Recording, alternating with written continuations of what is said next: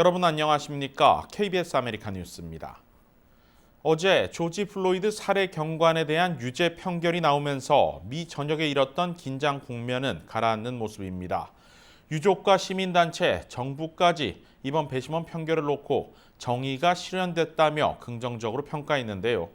그러나 아직 상황이 모두 끝난 게 아닙니다. 이제부터 방향은 근본적인 문제인 경찰 개혁 쪽으로 초점이 맞춰지는 분위기입니다. 첫 소식 김경일 기자가 보도합니다.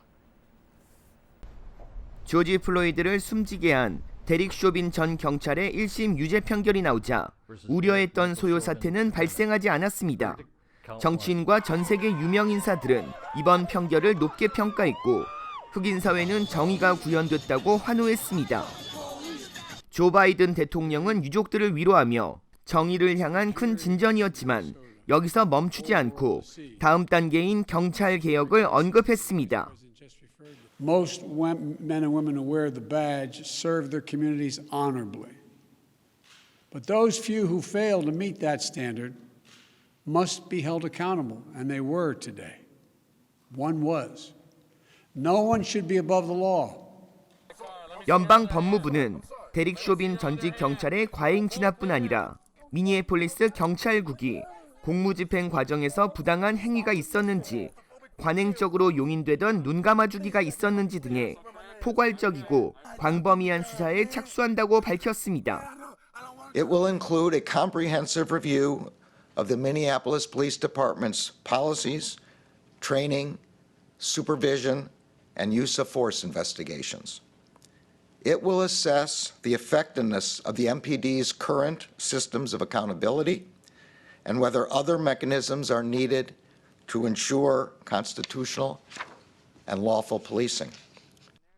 연방 의회에서는 경찰의 용의자 목조르기 금지와 치명적 무력은 최후의 수단으로 사용할 것, 경찰의 면책 특권을 제한하는 내용이 담긴 조지 플로이드 법이 계류 중입니다. 백악관은 바이든 대통령이 법으로 경찰의 과잉 진압을 줄일 수 있도록 입법화를 추진 중이라고 밝혔습니다. 그러나 상원에서 60표를 받아야 하는 어려움이 있습니다. Also having a discussion with members of the Congressional Black Caucus, many of whom are playing important and prominent roles in getting this legislation across the finish line. 백악관은 바이든 대통령이 다음 주 의회 합동 연설에서 경찰 개혁을 촉구할 것이라고 밝혔습니다. KBS 뉴스 김경일입니다. 한편 플로이드 살해 경관에 대한 유죄 판결이 내려지기 25분 전 오하이오주 컬럼버스에서는 또 다른 경찰 총격으로 사망자가 발생했습니다. 경찰이 이례적으로 영상까지 공개하며 해명에 나섰는데 사망자가 10대 흑인 소녀라 상황이 심각하게 흘러가고 있습니다. 박시문 기자가 보도합니다.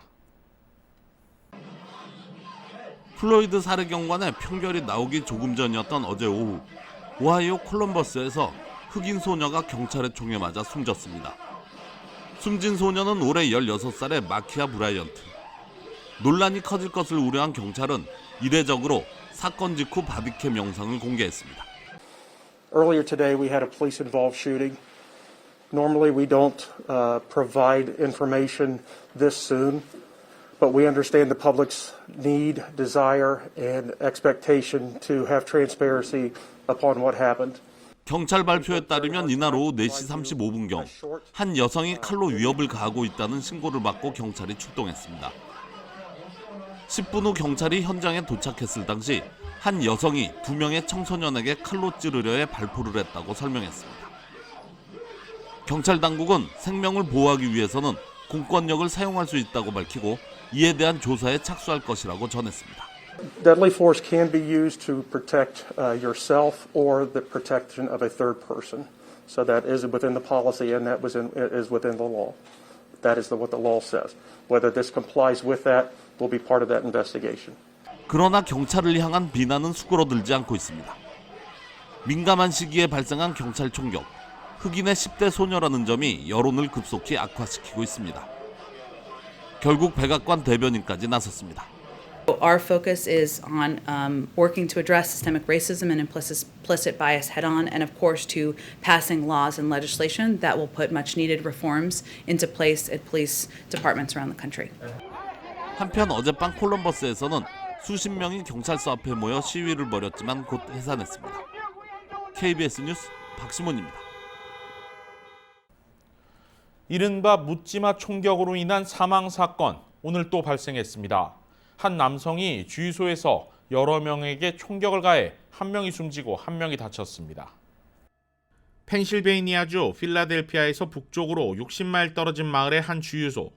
현지 시간 오늘 오전 4시 48분경 차에 타고 있던 남성이 또 다른 차에 있던 여성을 향해 총격을 가했습니다. 다행히 여성은 총에 맞지 않았지만 총격범은 범행을 멈추지 않았습니다. 바로 옆에 있던 지프 차량 내 운전자에게 총격을 가해 부상을 입혔고, 이어 옆에서 주유를 하고 있던 트럭 운전자에게 또다시 총격을 가해 사살하고 말았습니다.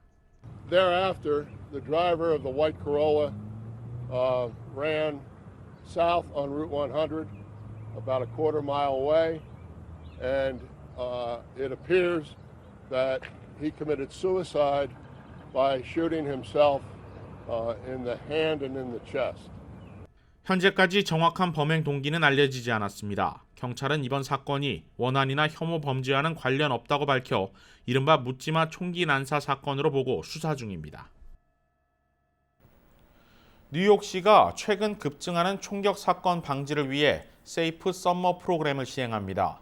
뉴욕시는 범죄율이 높은 지역에 추가로 경찰 인력을 배치하고 갱단에 속해 있는 청소년들에게 일자리를 제공한다는 계획입니다. 제휴사 뉴욕 KBTV가 보도합니다.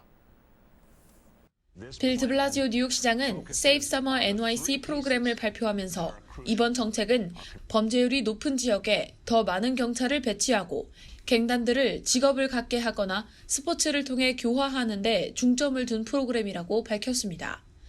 드블라지오 시장은 총기 관련 사고 방지를 위한 이 프로그램은 지역 커뮤니티와 경찰, 법원이 함께 나서야 가능한 일이라고 강조했습니다. 뉴욕시경에 따르면 브롱스 48경찰서 관할 구역에서는 2주 전 발생한 총격 사망 사건을 포함해 최근 총기 관련 사고가 급증했다고 밝혔습니다. 이곳의 총기 관련 사건은 무려 116%나 증가했습니다. 로드니 해리슨 뉴욕시경 국장은 맨해튼 동부지역 관할인 7호 경찰서에 접수된 총격 사건은 67%나 증가했으며 브루클린의 브라운스빌 지역 역시 총격 사건이 67%나 증가했다고 밝혔습니다. 뉴욕시경은 이들 총격 사건이 급증하고 있는 지역에 200명의 경찰을 추가로 파견할 계획입니다. 또한 이번 세이프 서머 NYC 프로그램은 갱단에 소속된 비행 청소년들에 대한 대안 프로그램도 포함됐습니다. 뉴욕시경은 단순히 체포를 통해서는 총격 사건을 방지할 수 없다고 판단하고 이들에게 일자리를 제공하고 스포츠 경기를 제공하는 등의 방법으로 비행 청소년들의 폭력을 막는다는 계획입니다. 세이프 서머 NYC 프로그램에는 갱단 멤버들을 위해 2,000개의 여름 일자리를 마련하고 이들이 참여할 수 있는 야간 농구 경기를 뉴욕 시내 100여 군데의 장소를 개최하는 내용이 포함됐습니다. 뉴욕시에서 지난 한 주 만에 총격 사건으로 희생된 사람들은 총 29명으로 지난해 같은 기간 8명에 비해 무려 262%나 증가했습니다. KBTV 뉴스 김은지입니다.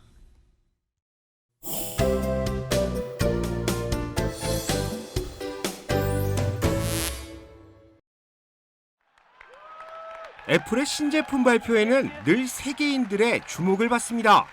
14년 전인 지난 2007년 애플의 첫 스마트폰인 아이폰이 처음 공개됐던 당시의 충격이 아직 소비자들의 뇌리에 남아있기 때문입니다.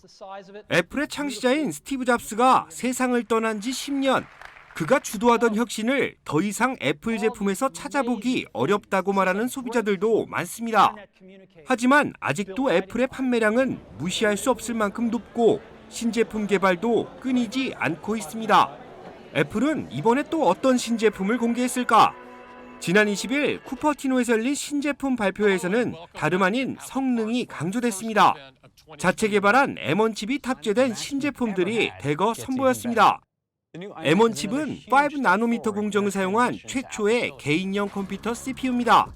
쉽게 말하면 크기가 혁신적으로 줄어든 것인데 이 칩에는 고성능과 고효율을 발휘할 수 있는 8개의 코어가 탑재됩니다.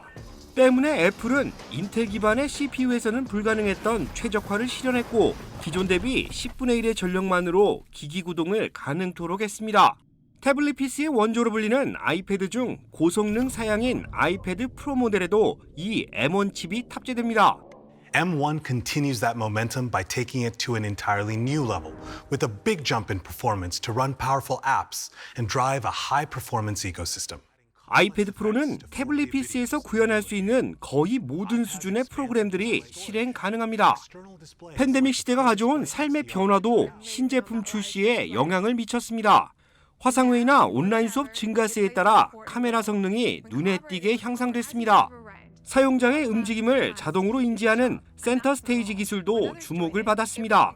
M1 칩을 적용한 신형 아이맥도 공개됐습니다. 단조롭던 색상을 다양화시켰고 기존 모델에 비해 50%가량 부피를 줄였습니다. More personal, more powerful, and more capable than ever. And it's incredible from every angle. It's bursting with color from both the front and the back, and it practically disappears when you view it from the side. 휴대용 위치 추적기인 에어태그도 선보였습니다. 자주 잃어버릴 수 있는 물건에 에어태그를 부착하면 분실의 위험에서 벗어날 수 있다고 합니다. 단순 컴퓨팅 환경을 넘어 실생활 깊숙이 첨단 기기가 자리 잡는 시대.